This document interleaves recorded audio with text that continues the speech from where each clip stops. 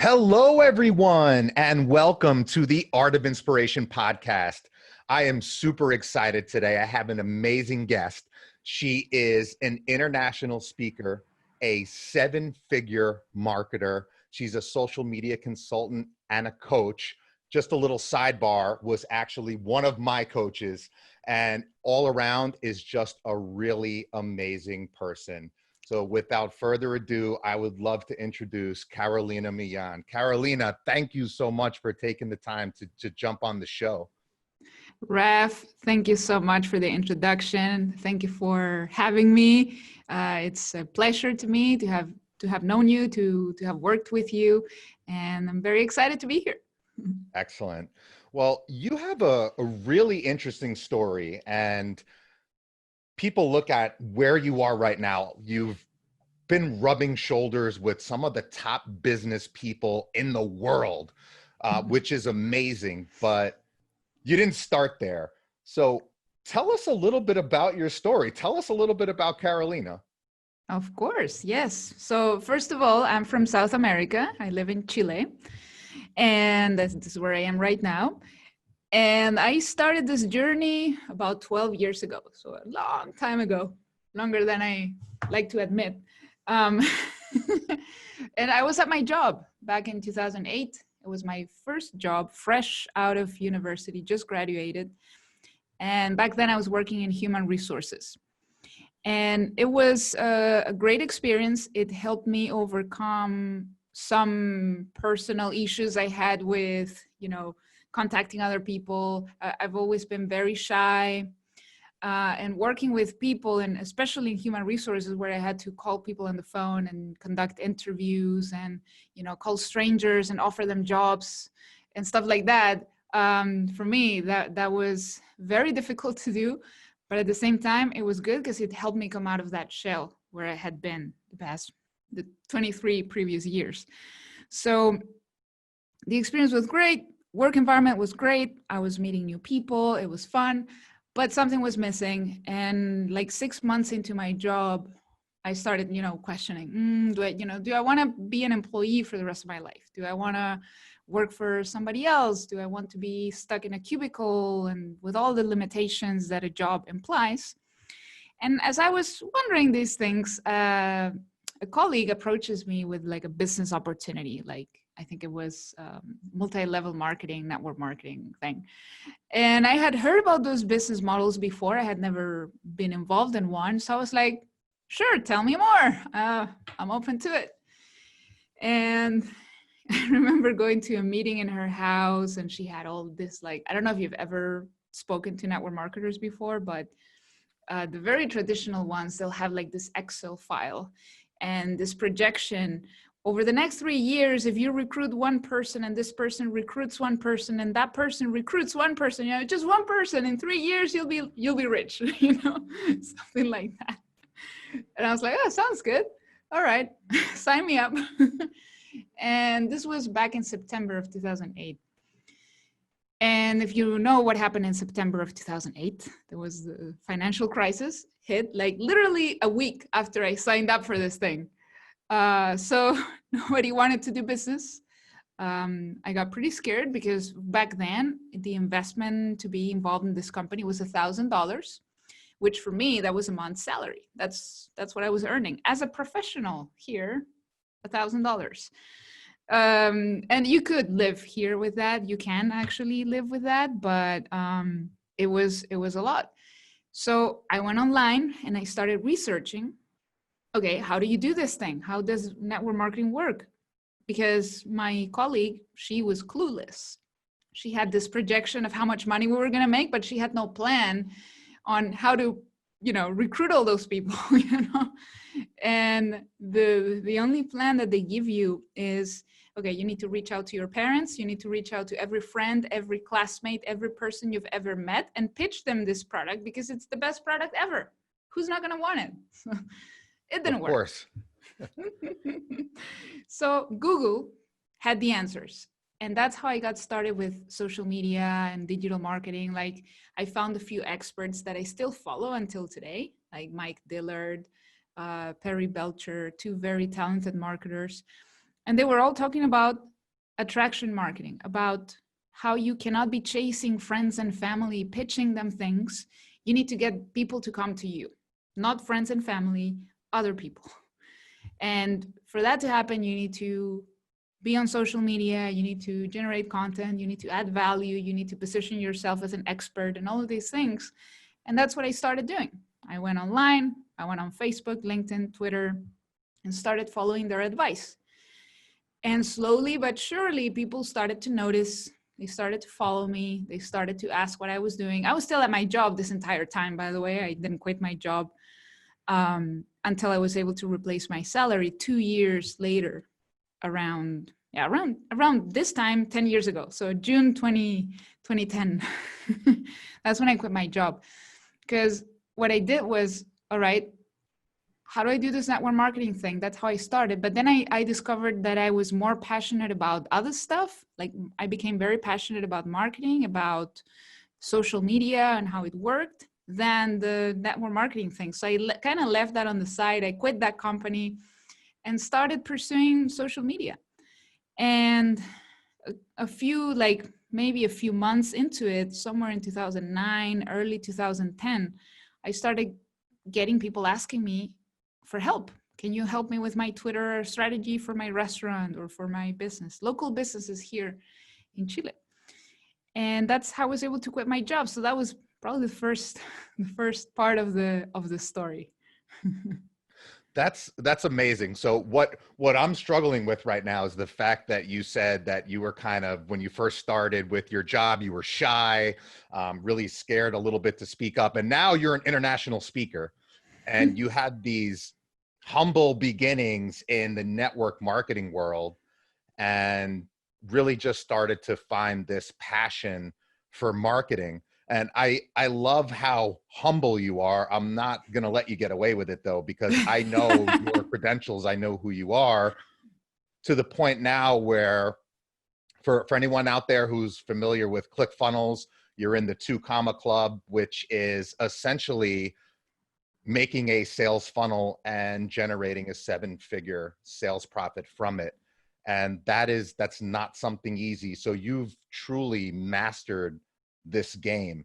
You don't become an international speaker. You don't become someone of your stature without just going through a tremendous amount of hurdles in your way. So you're at this peak right now. You had these humble beginnings. I'd love to know, along that journey, what are some of the challenges that you faced?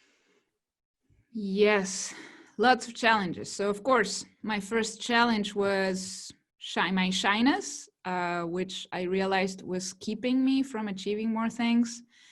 My job partly helped me overcome that, but then, the first time I got on stage because somebody invited me to speak at an event here, that was super, super challenging for me. There's a video of it. It's from 2012. And there's a video of it on YouTube, and it's not good. Like, I mean, the content I had was good, what I prepared for that speech, but my delivery wasn't because I was so nervous. But it was something that I knew I had to do. And I could have said no, and which is what most people would do probably, because, stage fright is what people fear that more than death, some people, public speaking. So I could have said no, thank you, but I was like, no, I'm going to say yes, because this is an opportunity for me to put my name out there, to reach more people. And that was a huge challenge. But another challenge was the income roller coaster, let's call it. Because when you quit your job, you get used to the steady paycheck. It wasn't much money what I was making, but it was steady in a way. And then suddenly that wasn't there anymore. And even though I was able to replace that salary, it's still not quite the same, because, a client can pop up over here and then you lose another client and then you get another client and then you get no clients. So at one point in 2011, I remember I was pretty close to, maybe I should look for another job. But I kept going. Like, I overcame that fear. I wasn't married yet, but I was with my now husband. We were already together. We've been together 15 years. And he was very supportive. He still had a job at the time. So he was like, okay, just keep going. I still have a job. So if anything happens, I can help. So I kept going. And getting used to that, it can be really hard for some people, right? Not having the same amount of money coming in every month, because at the beginning, it's just not predictable at all. And I just kept going, and somehow opportunities just kept coming my way. And I remember in 2012, I started talking with this digital marketing agency here locally, and that was like, okay, great. I can collaborate with these people, work with some bigger clients, have a little more of a steady income, and great. Now I don't need to quit my get another job. And another challenge, exactly at the time, I started working with them. I was not exactly an employee. I was like a partner. They never gave me any stocks though, uh, but it was kind of fun. And at the same time, I was pursuing digital, like making money on the internet, because I was working with people locally here in Chile. But my dream was, I want to make money while I sleep. That was like, I want to wake up and oh, I made some money. So I started getting into affiliate marketing and all these other types of things that I could do online. And I realized I had to do it in English. And of course, Spanish is my first language. And even though I've always been a fan of languages and I've been speaking English for a really long time, it was still challenging for me to create content in that language and to get people from the US to pay attention to me. So like, why would anyone want to do business with me when they can do business with someone there? And surprisingly, even though that was a challenge at the beginning. I can answer that question, but I'll save it for later. Okay, yeah, I'll ask you. So I had this belief, right, at the beginning. Okay, why would anyone want to work with a girl from Chile? I didn't let that belief stop me though. I was like, I'll go for it. And I started creating content in English that year. I started my English website, my YouTube channel. I started posting in English as well. And I started slowly getting into that world, the digital marketing world in the US and Europe and whatever, the rest of the world. And I started meeting people. I got involved with a company. I became a top affiliate in that company. That's how I got the Two Comma Club thing. But and then, well, there are more challenges down the road, but those are some of the first things that I had to overcome to get to where I am now. It's interesting because you talk about the income roller coaster, and I think that's one of the scariest parts of taking the leap and becoming a full-time entrepreneur is really taking that safety net, or at least a perceived safety net, out from underneath you, because sometimes having that 9-to-5 job isn't as safe as we think it is. But so you overcame that fear, kind of the income roller coaster, mastering really marketing to two different demographics, the Hispanic market, the market here in the US, and just diving headfirst into different industries, trying to figure out how is it that I can make this thing work. And I'm sure at certain points along that journey, and like you said, there was a time where you thought to yourself, I might just need to go back and get myself a job. Yeah. What did you, and obviously you didn't quit. What did you tell yourself? What was your mindset at that time? How were you talking to yourself, and what was it really in your mind that allowed you to propel past those barriers?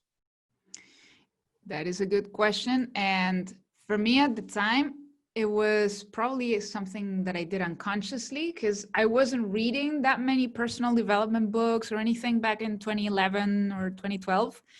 It was only like 2013 that I started getting really heavily into that stuff. But I guess one of the things I did was simply visualize what it would be like if I failed, and be like, oh, if I have to get a job again, it'll be like going backwards. Like, I made this progress. I've been able to sustain myself, just generate my own income. Even if it wasn't very stable, it was paying the bills and everything. And getting another job would have been like going back to that jail, to that oh, again, I'm selling my time to other people. The one book I did read all those years ago in 2008 was Rich Dad, Poor Dad.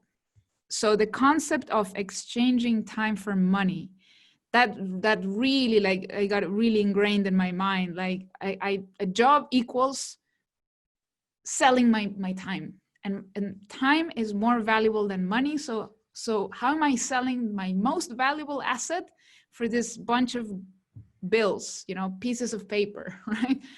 It's not worth it. So by telling myself that story and just picturing that scenario of me back in a cubicle, back to selling my time, back to asking for permission to get sick, permission to go on holidays, permission for everything. I was missing out on so many opportunities while I was still at my job. Like, newspapers wanted to interview me, and I remember this one newspaper did an article on like influential women in Chile, and it was me and 4 other girls, but this was in a different city than where I live, right? I live in Viña del Mar, which is a city by the coast, and Santiago is the capital of Chile. It's like 2 hours from here, which meant that for me to be at the photo shoot, to be in the cover of this little magazine from this newspaper, I had to get, permission at my job, and I didn't get it. Like I said, hey, I need to go to this. My boss said no, and then I'll never forget that, because like a couple weeks later, the magazine gets published, and I'm not on the cover. It's the other 3 girls, and I'm like, damn, just because they didn't let me go. So those little things, I was like, I can't go back to someone else making decisions for me. So I think that was the main self-talk that I was giving myself. That is really powerful, because I come from the corporate world. I've worked in the corporate world for a long time, and I have a lot of respect for the people there, because it's a hard job. It's not easy.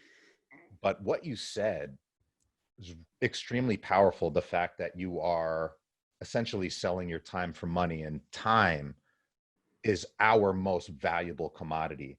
So it was really looking at the things that were a pain point for you and thinking to yourself, I'm not going back there, gave you really just the fortitude to move forward and say, I'm going to make this happen. And you started kind of immersing yourself in the personal development, and you just forged your path forward. That's amazing. So we went through a little bit of your background, some of the challenges, the mindset shifts. I would love to know, what was your just absolute major breakthrough in your life and in your business? And how is it that you define success?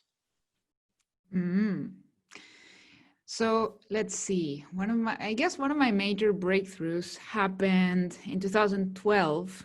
Like one of the first breakthroughs I had, and it was when I finally managed to make money while I was doing something else. Like that's when I realized, okay, I don't necessarily have to exchange time for money, because even when I was working with clients independently, I was still exchanging time for money, just in different terms, more on my terms, right? But I still had to go to the client meetings. I still had to, do a bunch of things that were directly correlated to me getting paid. And it's not that it's a bad thing. I still do it whenever I do consulting with a client, whenever I do coaching. I'm exchanging time for money because I have to be there for my client. And I love it, and I'll keep doing it.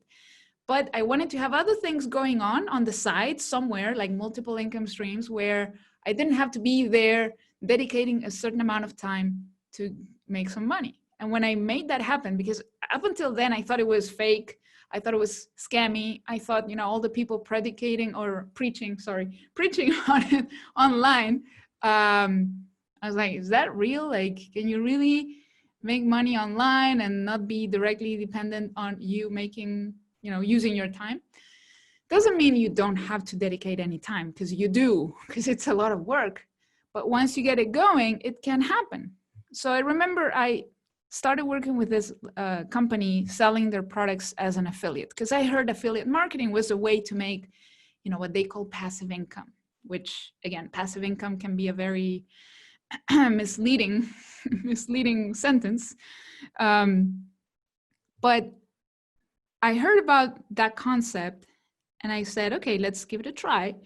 So I remember I joined this company, I set up some ads, I bought some of their products. That gave me permission to promote them. I set up ads on Facebook or Google, I don't remember anymore, Bing. And then I remember I was at this concert. This was again back in 2012. And I check my phone and I see $100 like commissions on my phone while I was at some concert. So that's when I went like, ding, this works. It's only $100, but I was at some concert and I check my phone and there's money there. And the best thing is I don't have to deliver what they bought because I'm an affiliate. So a third party has to deliver whatever this person bought and I'm just collecting the commission. So that was a really big breakthrough for me, just discovering affiliate marketing, because that was kind of what drew me to network marketing all those years ago, where, okay, so you build this and then you start generating this money every month because the client will keep buying the product or whatever, or you keep recruiting people into the opportunity, but it didn't work, right? This seemed a little different. And there were no physical products involved that I had to consume or anything. And from there, I kept pursuing affiliate marketing. And at the same time, that helped me improve my skills when it came to traffic, when it came to email marketing. I started learning copywriting, funnels, like all those things to get more of that result and help other people get those results as well. So that was for me like a really, really big breakthrough. The fact that was possible, that it didn't have to be a scam, that it didn't have to be done unethically, that you could totally leverage other people's products, other people's time, and make some money and hopefully make some impact if you are selective about what you're selling, of course. Absolutely. So it's been quite a long journey for you, and where you are right now is just amazing. What does success mean to you? What is your definition? Yeah, so for me, success, like I remember listening to Earl Nightingale, The Strangest Secret, I think it's called. And the one thing that stuck with me was success is the realization of a worthy ideal, the progressive realization of a worthy ideal. So whatever your ideal is, that is actually happening because you wanted that to happen, then that is success to you. If you wanted to be a teacher and you're successful, you are a teacher and that's what you wanted to do, then you are successful.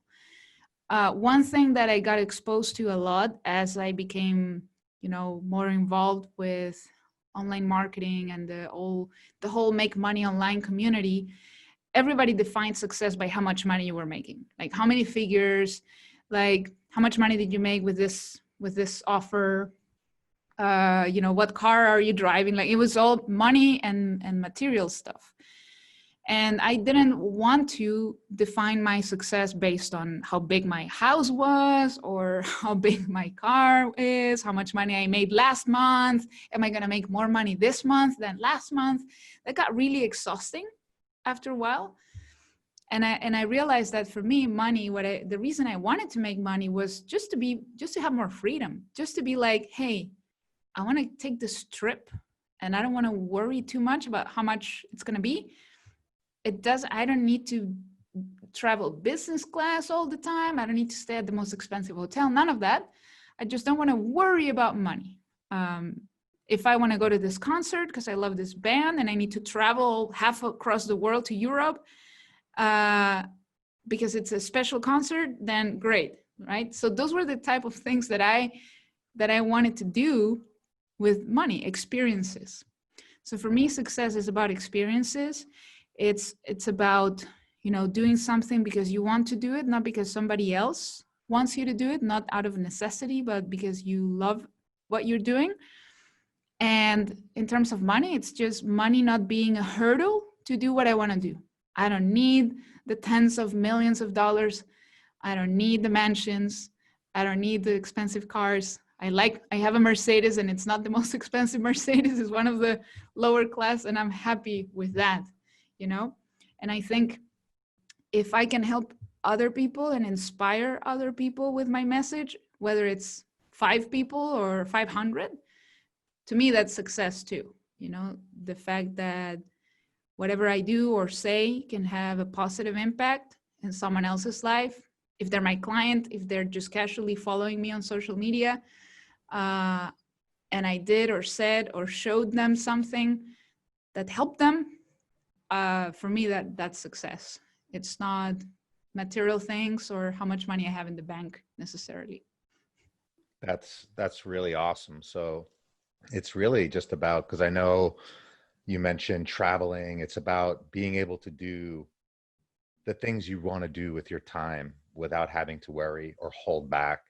And yes, what I love the most, what I'm all about, is being able to make an impact in other people's lives. And you have absolutely made an impact on so many people, including myself.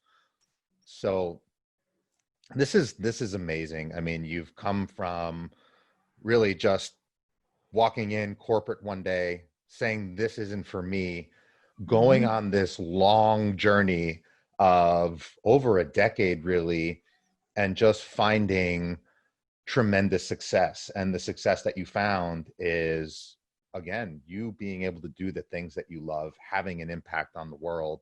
And what's interesting is, as you and I were connecting in the past for a coaching session, every time I would get on with you, you were in a different country, living your life, living the dream.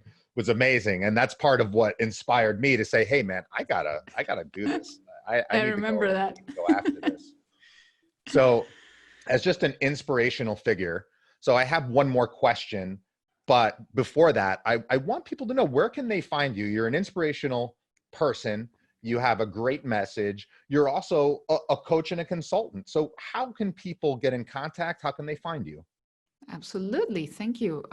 Well, I'm on Instagram a lot. My username is my name. So Carolina Millan. Millan is spelled with double L. So like Milan, I guess.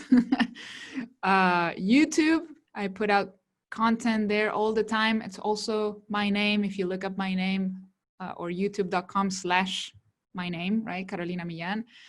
And currently I'm revamping my blog, my website. I recently got a new logo, a new branding. I'm very excited about that. So we're rebuilding my website at this time.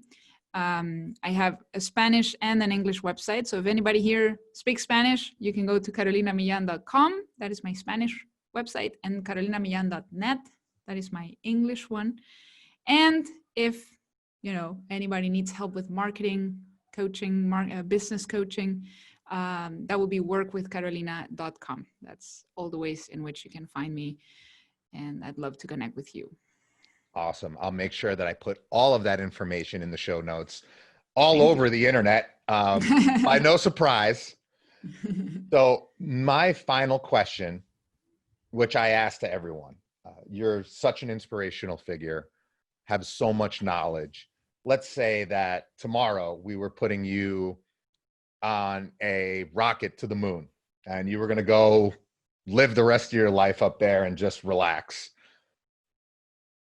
If we gave you a box to be able to leave one gift for the rest of the world, whether that be a lesson, whether it be inspirational words, what would you leave behind? What would be the one thing that you would want people to know or to have? That is a thinker. Let's see. So something I want to leave behind in this world, because I'm no longer here, right? That's right. You're on the moon. I'm on the moon. I didn't die, right? No. You're on the moon. Okay, I'm on the moon. Okay. I would say, probably advice I would have given myself early on, even though I started very early my entrepreneurial journey. But it's just simply follow something that makes you happy, something that lights you up, follow that thing you love, and not worry about what other people might say. Because at the time when I quit my job, I was just moving out of my parents' house. Like I was still living at my parents' house, and I was about to move out after I quit my job actually. And my parents were supportive, but of course at the beginning they were like, when are you going to look for another job? Right? And if I had listened to them, because they were worried about me, right? They didn't quite get what I was doing. How was I making any money with my computer, right? But if I had listened to them, maybe I would have gone look for another job. But luckily I listened to my heart, and I listened to, what really makes me happy, and the money will come. At those times where I was hesitant about whether or not I could pay next month's rent or mortgage, I just figured out that if I put passion and dedication and love into what I was doing, money would turn up as a result of doing things right. And it did, time and time again. Even since then, for me, it's still been a bit of a roller coaster the past couple of years in business and in my life. So it hasn't always been super steady. It hasn't always been like growth, right? But I kept doing what I loved. And I think that's what keeps me going every day, despite any challenges I might face. It's because I believe in the mission that I have, and then making a positive impact. So I think that's what I would say. That's awesome. Do what you love. Well, Carolina, this has been an amazing interview. I just want to thank you again for just taking the time to give us all of this knowledge, all of the insight. It's really inspiring. And I think the fact that you've gone through all of those hurdles to be where you are now, and to give a message of just do what you love, take your time and do the things that mean the most to you. That is the most invaluable information that you can give out, period. I think you have to spend your life chasing your dreams. And I agree with you 100%. So before we sign off, I just want to go back and answer your question when you mentioned, why do people want to work with me? And I said, I can answer that question. Well, the answer is, number one, if you want to get to anywhere in your life, and this is what I realized, if you want to be a 7-figure coach or marketer, the first thing you need to do is learn from someone who has taken that path, and that is you. You've taken that path. That's where you are right now. And that's why not so long ago, I decided to take the leap of faith and invest in you, having you as my coach. And it's one of the best decisions that I've ever made. Not only that, you're just an amazing person. So thank you so much for what you've done for me, what you've done for so many other people. And I hope you just keep rocking on and climbing that mountain until you get to the top, wherever that might be for you. Because I have a feeling you're just getting started. So me too. Ladies and gentlemen, international speaker, 7-figure marketer, consultant, coach, Carolina Millan. Thank you, Carolina. Thank you so much, Raf. See you soon. See you soon. Thank you.